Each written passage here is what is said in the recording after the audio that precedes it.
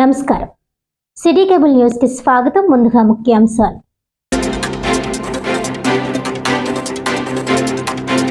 రాష్ట్ర ప్రభుత్వం ప్రవేశపెట్టిన స్త్రీ శక్తి ఉచిత బస్సు ప్రయాణ పథకం ప్రారంభించి 3 రోజులు కూడా గడవక ముందే విఫలమైందంటూ వైసీపీ దుష్ప్రచారం. వైసీపీ దుష్ప్రచారాన్ని తీవ్రంగా ఖండించిన జగ్గంపేట ఎమ్మెల్యే జ్యోతుల నెహ్రూ. విద్యార్థి సంఘాలను విద్యా సంస్థల నుంచి దూరం చేసేందుకు ప్రభుత్వం చేస్తున్న కుట్ర రాజ్యాంగ వ్యతిరేకం. అంబేద్కర్ రాజ్యాంగానికి అవమానం అంటూ కాకినాడలో అంబేద్కర్ విగ్రహం పాదాల వద్ద విద్యార్థుల ధర్నా. డాక్టర్ బిఆర్ అంబేద్కర్ కోనసీమ జిల్లా రామచంద్రాపురం మండల పరిషత్ సమావేశంలో కీలక నిర్ణయం. రామచంద్రాపురం మండలాన్ని కాకినాడ జిల్లాలో విలీనం చేయాలని ఏకగ్రీవ తీర్మానం.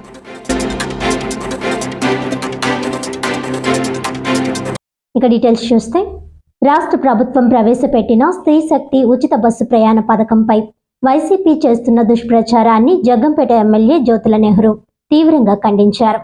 ఈ సందర్భంగా ఎమ్మెల్యే జ్యోతుల నెహ్రూ మాట్లాడుతూ, ఉచిత బస్సు పథకం ప్రారంభించి 3 రోజులు కూడా గడవక ముందే విఫలమైందంటూ వైఎస్ఆర్ కాంగ్రెస్ పార్టీ విమర్శించడం విచారకరమని, అలాగే సాక్షి పత్రికలో అసత్య కథనాలు ప్రచురించడం దారుణమని మండిపడ్డారు. ఎక్స్ప్రెస్ బస్సుల్లో ఉచితం లేదంటూ వైసీపీ చేస్తున్న ప్రచారం తప్పుదారి పట్టించేదని, గోకువరం డిపోలో ఉన్న 54 బస్సుల్లో 42 బస్సుల్లో స్త్రీ శక్తి పథకం అమలవుతోందని ఆయన వివరించారు. రాష్ట్రమంతా ఇదే విధంగా ఈ పథకం కొనసాగుతోందని స్పష్టం చేశారు. కొత్త పథకాన్ని అమలు చేసే సమయంలో మార్పులు చేర్పులు సహజమని ప్రతిపక్షం కూడా గ్రహించాలని సూచించారు. మహిళలకు ఆర్థిక భరోసా కల్పించడమే స్త్రీ శక్తి పథకం ప్రధాన లక్ష్యమని, ఎన్నో కుటుంబాలు దీనివల్ల లబ్ధి పొందుతున్నాయని నెహ్రూ తెలిపారు. ఈ పథకం వల్ల ఆటో కార్మికులకు కొన్ని ఇబ్బందులు తలెత్తిన విషయం నిజమేనని, వారికి అండగా నిలవడానికి ముఖ్యమంత్రి చంద్రబాబు కమిటీని ఏర్పాటు చేశారని తెలిపారు. త్వరలోనే ఆ కమిటీ నివేదిక ఆధారంగా ఆటో కార్మికుల కోసం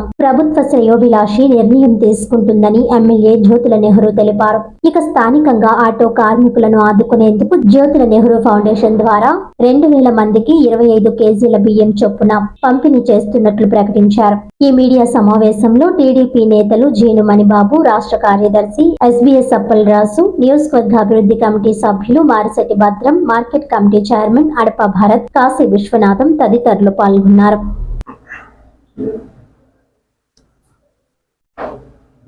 ఏదైతే సూపర్ 6 కార్యక్రమాన్ని ఈ మంచి ప్రభుత్వం దిగ్విజయంగా ఒక్కొక్కటిగా అమలు చేసుకుంటూ ముందుకెళ్తుందో, దాన్ని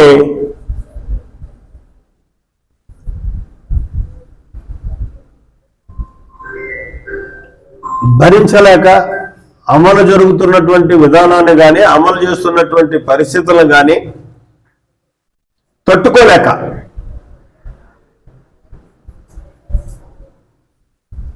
ప్రతిపక్షం అనడానికి కూడా ప్రజలు దాన్ని ప్రతిపక్షం అంటే బాగోదేమో, ప్రజలు మళ్ళీ ఇబ్బంది పడతారు. వైఎస్ఆర్ కాంగ్రెస్ పార్టీ నాయకులు చాలా తప్పుడు విధంగా మాట్లాడుతున్నటువంటి పరిస్థితి ఉంది. ఇంకా అంతకంటే ఏంటంటే జర్నలిజానికి మాయను మచ్చగా తయారైనటువంటి సాక్షి పేపర్,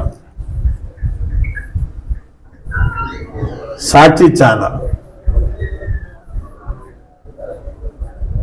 భూతత్వంతో ఎదుగు మరీ తప్పుడు ప్రచారం చేస్తున్నటువంటి పరిస్థితి ఉంది. నేనేమంటానంటే, మంచి చేసినప్పుడు స్వాగతించాలి, చెడు చేస్తుంటే ఈ చెడు చేసేవాళ్ళని నిర్భయంగా చెప్పగలగాలి. అది ఒక నాయకుడికి ఉండే లక్షణం కానీ, పత్రికలకు కానీ, మీడియాకు కానీ ఉన్నటువంటి లక్షణం. ఇవాళ నేను ఈనాడు పత్రికలో ఒక వార్త చూశాను.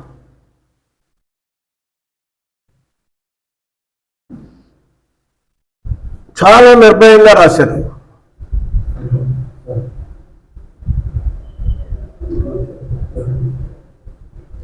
ఇక్కడ ఆ పత్రిక ఎక్కడుందో ఏదో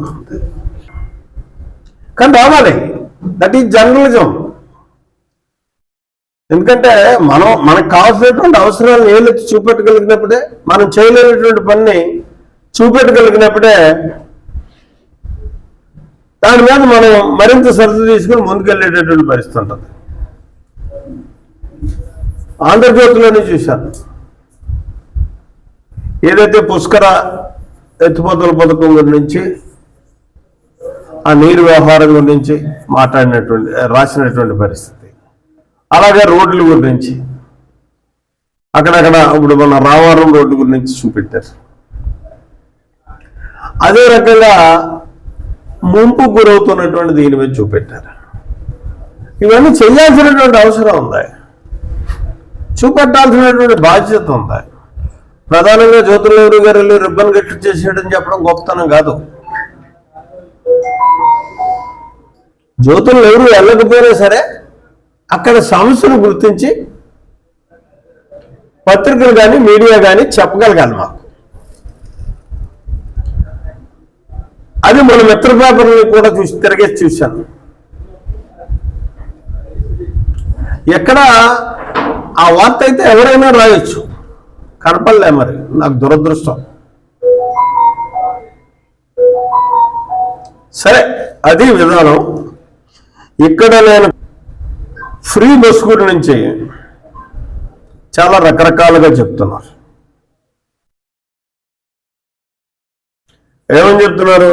ఇవాళ ఆ పేపర్లో చూస్తే ఒక ఆమెతోటి, మా ఊరికి బస్సు రావట్లేదు, నేను ఎక్కడి నుంచి ఎక్కను. అన్ని ఊళ్ళకి బస్సులు గతంలో ఉన్నాయా? ఉంటాయా? అవసరం మేరకు అక్కడ ఉండేటటువంటి దీని మేర ప్రయాణికులకు ఇది మేరకు బస్సులు రూట్లు సెలెక్ట్ చేసుకుని ఆ రూట్లకి వేస్తారు. ఆ రూట్లకి వెళ్ళి మనం ఎక్కాల్సినటువంటి అవసరం ఉంటుంది. 1 కిలోమీటర్, 2 కిలోమీటర్లు, 5 కిలోమీటర్లు వెళ్తేనే బస్సు దొరుకుతుంది నీకు. ఇటువంటివన్నీ చూసి పేపర్లో వేసి ఇది ఫెయిల్యూర్.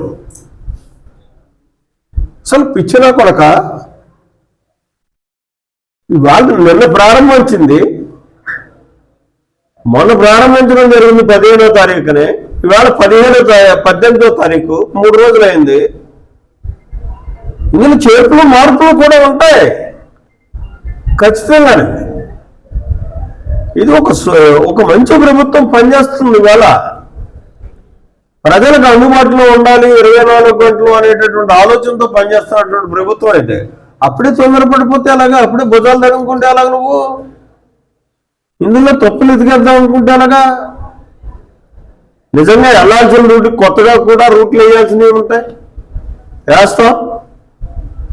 నిన్న ఉదాహరణకు ముఖ్యమంత్రి గారు ఒకటే చెప్పాడు, మొన్న తీసుకున్నటువంటి నిర్ణయాలు అయితే ఘాట్ రూట్స్ లో ఫ్రీ లేదు అన్నాడు. నిన్న ఏం చెప్పాడు? ముఖ్యమంత్రి చెప్పలే ఘాట్ రూట్స్ లో ఫ్రీ లేదని, అధికారులను ఉద్దేశించారు. అది కరెక్ట్ కాదు. రాష్ట్రం అంతా ఫ్రీ అన్నాడు. ఇక్కడ రాష్ట్రం అంతా ఫ్రీ అన్న తర్వాత ఇంక అడ్డే ఉంది. మొన్న అధికారుల నిర్ణయం లేకపోతే అక్కడ ప్రభుత్వ నిర్ణయం తీసుకున్న తర్వాత అట్లా అక్కడికి కూడా అవసరం ఉంది. ఘాట్ రూట్ నుంచి కూడా మనం ప్రయాణం చేసే వాళ్ళు ఉంటారు కాబట్టి వాళ్ళకు కూడా ఫ్రీ ఇవ్వాలనుకున్నాడు. ఆయన అనౌన్స్ చేశాడు మళ్ళీ. అలా ఇంకా దీన్ని 1 నెల 2 నెలల దాకా కూడా ఇందులో సర్దుబాట్లు ఉంటూనే ఉంటాయి. రెండో అది ఒక పెద్ద మనిషి అంటాడు, ఎక్స్ప్రెసర్కి ఇవ్వలేదు. మా డిపోలో చూసుకున్నట్లయితే 3 రకాల బస్సులకే ఇచ్చారు. 3 రకాల బస్సులకి ఇవ్వడం ఏంటండి? గోకవరం బస్సు డిపోలో 54 బస్సులు వస్తుంటే 54 బస్సులు అక్కడి నుంచి ప్రయాణం స్టార్ట్ అవుతుంటే 54 42 బస్సులు ఫ్రీ బస్సులుగా వెళ్తున్నాయి మహిళా సోదరులకి. 12 బస్సులే ఫ్రీ కానీ అవి అంతర్ రాష్ట్రాలకు వెళ్ళాయి కాబట్టి తర్వాత సూపర్ డీలక్స్లు